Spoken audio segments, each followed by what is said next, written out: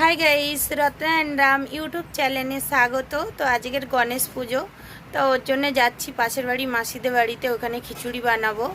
তো ওখানে গিয়ে ফির দেখা হচ্ছে আপনাদের সাথে। মাসিদের বাড়ি চলে এসেছি। তো এখানে সবজি সবাই কাটছে। তো এই দেখিনে আলু কাটা হয়ে গেছে, এইখানে পুঁই শাক আরও সব সবজি, 5 বিশালি সবজি হচ্ছে। এই যে কাটা হয়ে গেছে, আর পুঁই শাকটা বাকি আছে, পুঁই শাকটা কাটা হচ্ছে। চলুন, কাটা হয়ে গেলে ফির দেখা হচ্ছে। সাজানো হচ্ছে, পুরো সাজানো হয়ে গেলে আবার দেখিয়ে দেবো। এখানে টমেটোর চাটনি হয়েছে,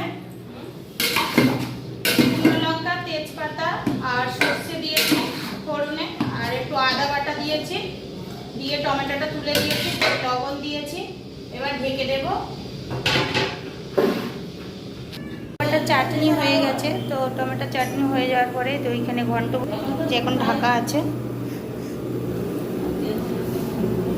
ঘন্টটা জড়তে দিয়েছি। ও এখন ঘন্টটা বসিয়েছি, এখন মশলা কিছু দিইনি, লবণ দিয়েছি, শুধু জড়ে গেলে ফির তারপরে মশলা দেব।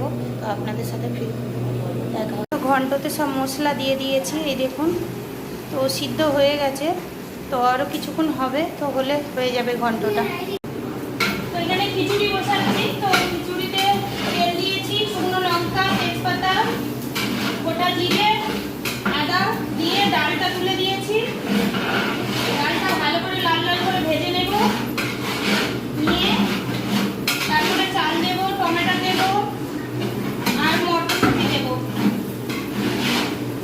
এখানে যে খিচুড়ি হয়ে গেছে দেখুন,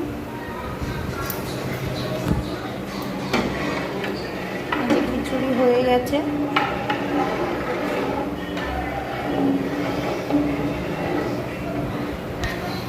বাচ্চাদের এবার খেতে দেওয়া হবে।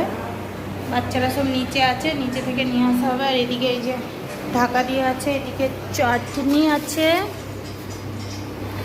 আর এদিকে হচ্ছে ঘন্ট।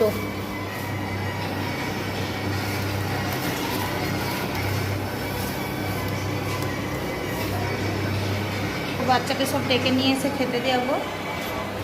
চলুন ঘরে চলে এসেছি। আর ভিডিওটা ভালো লাগলে লাইক, শেয়ার, কমেন্ট, সাবস্ক্রাইব করে দেবেন। আবার নতুন ভিডিওতে দেখা হচ্ছে। তো